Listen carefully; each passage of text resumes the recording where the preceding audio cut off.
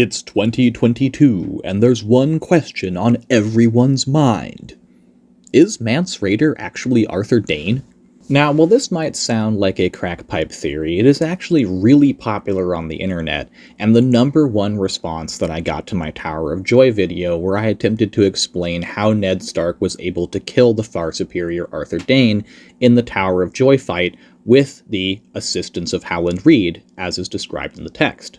So, since so many people responded with this theory, I decided to go look it up and actually kind of see what it was about. I watched several YouTube videos, read several Reddit posts, and ultimately found that the Order of the Green Hand YouTube channel seems to have put this theory together in the most coherent form, so I'll be attempting to address all the points they bring up, but ultimately I'm trying to address the theory as a whole, and their video contains the most evidence and reasons. Alright, let's do this thing. Well, the heart of the theory really is that Mance Rayder is Arthur Dayne. And with that as the jumping off point, the theory then continues that Qhorin Halfhand is actually Oswald Wint, and Tormund Giantsbane is actually Gerald Hightower. Another important piece to this theory is the idea that Jon Snow is actually Ned and Ashara's child, so I'm going to have to go over that and address that in a little bit too. But since the most important part is Mance Rayder, we're going to start off with him, and then we'll go through Qhorin Halfhand and Tormund Giantsbane, or, as they may be, Oswald Wint and Gerald Hightower. So, as we know, Mance Rayder is a relatively older man. He has white hair that used to be brown. He fucks a lot of women, or at least used to.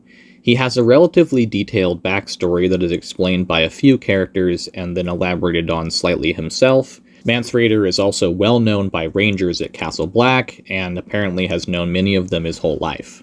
However, there are some inconsistencies here, and that's what we're going to take a look at first. The main inconsistency surrounding Mance Rayder that is brought up by the theory surrounds statements made by himself and Qhorin Halfhand, and statements made by Osha. The lines Osha speaks about Mance flying down from the Shadow Tower, not tasting winter, and herself being born up there, seeming to imply that Mance was not born up there, are contradictions against Mance's origin story, apparently. This is cited as evidence that Mance and Qhorin are lying to Jon. Now, this might seem a little bit difficult to confront at first, because there doesn't seem to be a way to easily prove it one way or the other. The wildlings are often full of contradictions, and Osha herself may simply be referring to the fact that Mance Rayder was not raised by the Free Folk, but rather taken at a very young age by the Night's Watch. According to the tale, he is an unnamed child, and thus the name Rayder is given to him because the party carrying him were raiders. And I think there are a few critical pieces that will corroborate this story, if not fully prove that Mance is telling the truth, that will also discredit the idea that he is Arthur Dayne. So let's once again return to who Mance is. He has white hair. This is notable because George R. R. Martin is pretty diligent about aging and hair color and so on. This to me implies that Mance Rayder is far older than Arthur Dayne could be, and this would corroborate the idea that he was raised by the Night's Watch on the Wall after being taken from wildlings, because it would place him at the Wall at the same time as many of the characters who believe in this story, or who potentially were there when it happened. We know that several on the Night's Watch have probably been there for as long as Mance Rayder has been alive. I guess if we're going to attempt to figure out if it's possible for Mance to be Dayne based on age, we should probably start with Arthur Dayne's age. Arthur Dayne was born in 260 AC and died in 283 AC, making him 23 at the time of alleged death, and the book Game of Thrones starts off around 297 to 298 AC. This would place Dayne around 38 years old, give or take. And this kind of makes sense. Dayne is described as Rhaegar's best friend, which means they probably were similar in age if they'd been hanging out for a long time. This places Dayne and Wint in a similar category of age, which also explains the buddiness. And this gives us a reference for what Dayne's hair color might be at this age. So if Dayne is a younger man who's not likely to have gray hair, and Mance Rayder is an older man who has mostly gray hair, I think we're hitting a bit of a disparity. But we only have one half of the equation. We need to figure out if we can roughly identify how old Mance Rayder is. And for this, we're going to turn to the Old Bear, and Denys Mallister. The Old Bear has apparently known Rayder for a very long time and was his commander. So given that Robert's Rebellion ends in 283, we have a reference point for when people would have been sent to the Wall. One of these fine folks was Alistair Thorne, who was defending King's Landing at the time, and who presumably lived in or around King's Landing. Mormont was elected Lord Commander around 5 years after Robert's Rebellion in 288, and he, according to his own statements, has been there longer than Thorne. And this makes sense. Lord Commanders are usually reputable people that have served a long time on the Wall, Jon Snow being kind of an anomalous exception. So if Lord Commander Mormont was on the Wall before Dayne would have possibly been able to make it to the Wall, and Lord Commander Mormont has known Mance Rayder for longer than when Dayne would have been able to make it to the Wall, we can certainly place Mance Rayder as not only older than Dayne, but also as having been at the Wall before him. So maybe the Old Bear calculation isn't enough for you. Let's go back to Dennis Mallister. I brought him up a little bit before because he's also critical to understanding where Mance Rayder was. He was the commander of the Shadow Tower at the time in which Mance Rayder would have been at the Shadow Tower prior to when Dayne would have been able to come to the Wall. So let's examine Dennis Mallister's time on the Wall really quick and see if we can peg exactly what he was doing in relation to where we now believe Mance Rayder's real life to be. Dennis Mallister was born in or before 245 AC. I happen to think this was before, perhaps even quite a bit before, because he takes command of the Shadow Tower in 267 AC, but he also claims that he was a champion at 2-20. I can't imagine someone who's routinely winning tournaments and engaging in that young, tourney knight lifestyle to be immediately picking up the Cloak of the Night's Watch, and he would literally be having to do that at age 22. All of that aside, he takes command of the Shadow Tower in 267 AC, making him commander of the Shadow Tower for around 30 years when the books start. When we last see him, I believe he has been commander of the Shadow Tower for 33 years total. Alright, so if we peg Mance Rayder at an age of 47 to 53, and we know Dennis Mallister was commander of the Shadow Tower where Mance supposedly ranged from for 33 years, we can tell that Mance Rayder would have been able to become a Brother of the Watch and start ranging between the ages of 16 and 20 or so, thus making his story line up and make a lot more sense. This would give Mance Rayder a functional timeline and explain why neither Dennis Mallister or the Old Bear ever decided to talk about them showing up at the Wall around the same time Alistair Thorne did. The gray hair implies a certain age, and there are two commanders that speak of Mance Rayder and his time on the Wall along with other brothers that verify the same story. And this is where it comes full circle. We now have some definitive evidence that Osha is probably wording things in a weird way, or simply messing stuff up. Our author isn't 100% consistent with the way he writes, and little errors slip in. However, I think it's the former of these things. I think Osha considers herself to be more of a wildling than Mance Rayder because Mance Rayder grew up with the Black Brothers. He is, in her eyes, a crow who flew down from the Wall. Alright, so we've done a couple things here. We've pegged Dayne as being younger than Mance Rayder, and we've pegged Mance Rayder at being longer on the Wall than Dayne would have been able to be coming to the Wall potentially in 283. Alright. I hear what you're saying. This age stuff is bullshit. Fuck the Old Bear, fuck Dennis Mallister, they're old, age is just a number. And while I would strongly disagree with you, I think the age thing wraps this whole fucking case up. I know we're going to need more evidence, and I know we're going to have to go over the other many points that are brought up about Mance Rayder. One that I found particularly interesting was the idea that Mance Rayder is clearly a Dayne, and clearly from Dorne, because he sings the song The Dornishman's Wife. This is based on two assumptions. One, that The Dornishman's Wife is a Dornish song and the kind of song a Dornish person would sing, and two, that only a person who had been south of the Wall or a person that had gone to Dorne would know songs like this.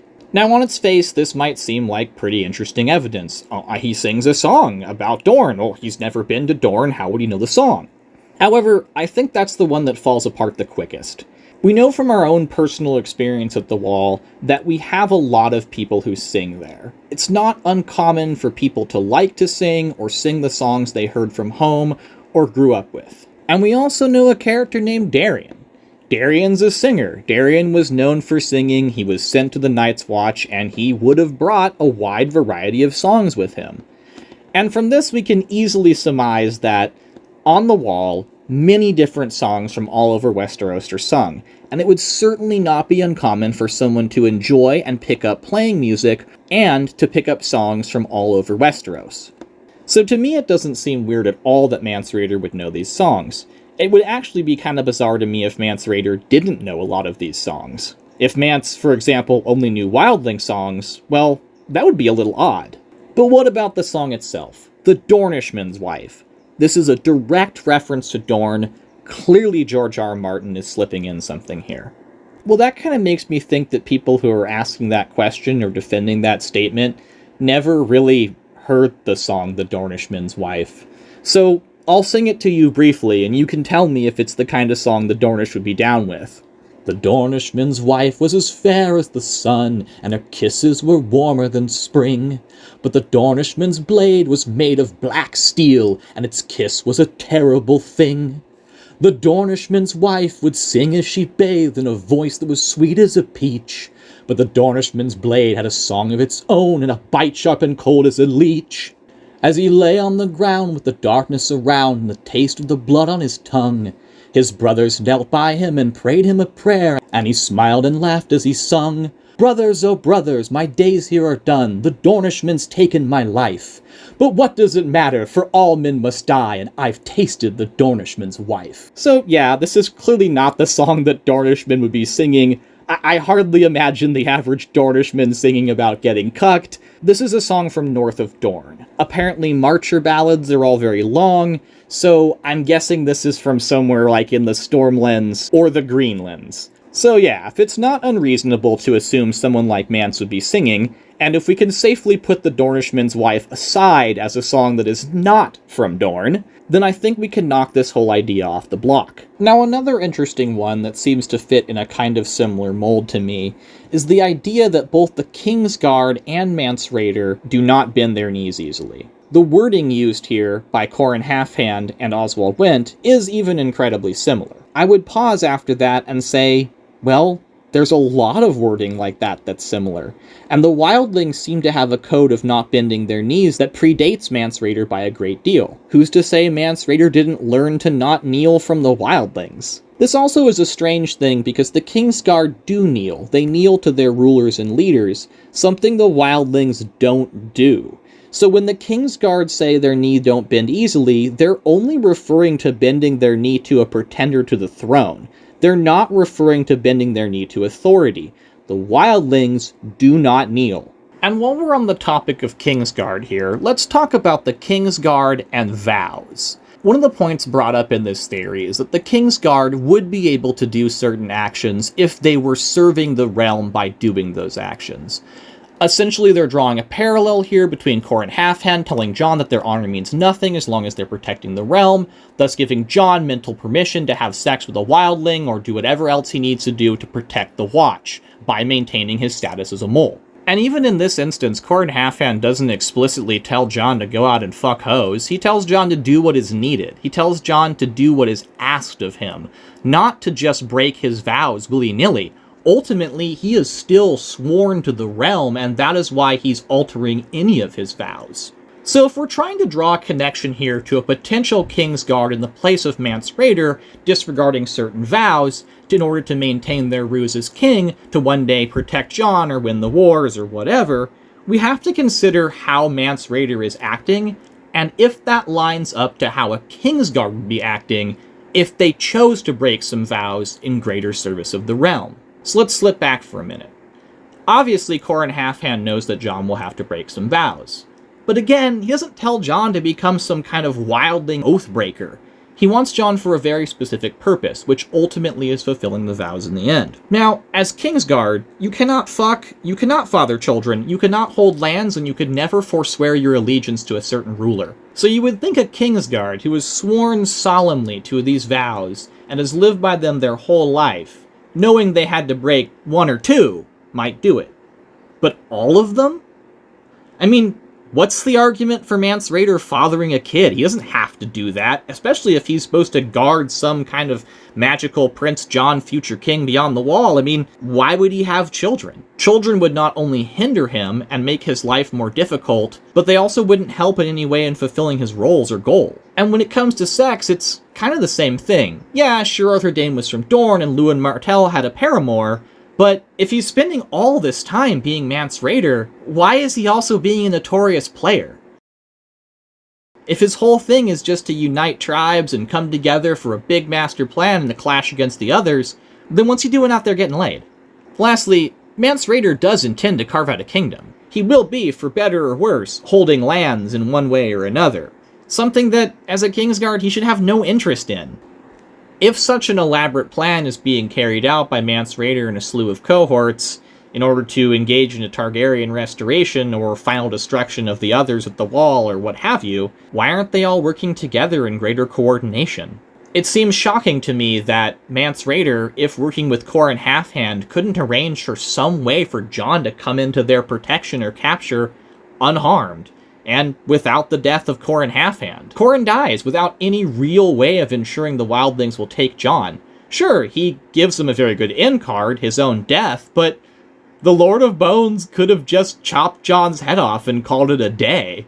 None of those wildlings have any obligation or reason to bring Jon Snow before Mance Rayder unless they're also somehow part of this conspiracy. The whole thing is beyond improbable. It's completely impossible. I guess this ties into another question, too. If the 3 Kingsguards survived the Tower of Joy battle and went north and became different people, where were Ned's 6? What happened to them? I couldn't find any reasonable explanation on this, so maybe someone can fill me in and leave a comment in the comment section. Who were Ned's 6? Who are they in the book in secret? Who knows? Tell me, let me know. At a certain point, the evidence becomes more and more tangential and is just meant to support existing evidence that has already been thoroughly debunked by us. Like, for example, it's noted that Mance Rayder's tent is covered in white snow bear pelts. White is the color of the Kingsguard. Maybe he's making a statement there. But I would say white bear pelts seem to be coveted in wildling society. He is the king in one form or another, and as Melisandre tells us, the trappings of power are nearly as important as the power itself. Fundamentally, a Mance Rayder, Arthur Dayne, Tormund Giantsbane alliance generates a lot of problems when contrasted with the events of the book. If so many power players were able to work together, why didn't they simply come up with a strategy to let the wildlings be on the wall? I mean, Jon does it. King Stannis and Jon seem to be the only ones on the same page. The rest of Stannis' forces do not like the wildlings. Neither does the Queen.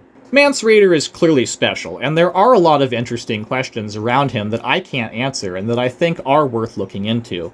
However, at this point I feel like we've put enough holes in the Mance Rayder theory that both the seemingly interesting evidence and the completely tangential evidence are negated. But what about all the other moving pieces in this theory? It's not just one thing, there's quite a lot going on. Well, unfortunately for this theory, it's kind of built like an upside-down pyramid.